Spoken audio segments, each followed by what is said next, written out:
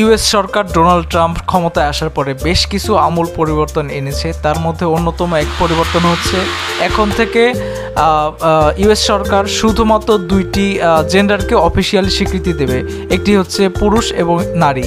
এর বাইরে আর কোনো জেন্ডারকে তারা স্বীকৃতি দেয়নি এবং তারা কঠোরভাবে নিরুৎসাহিত করতেছে মানুষ যেন নিজেদেরকে অন্য জেন্ডার বলে দাবি না করে।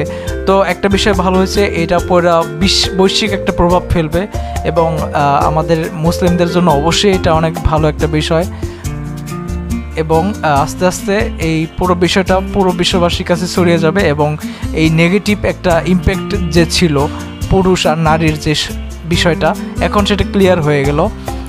এখন আমরা আশা করি এই বিষয়টা জারি থাকুক এবং সবার মাঝে এই বিষয়টা ছড়িয়ে যাক এবং জেন্ডার বৈষম্যতা দূর হোক। ছেলে মানে ছেলে, মেয়ে মানে মেয়ে, মেয়ে কোনোভাবে ছেলে হইতে পারে না।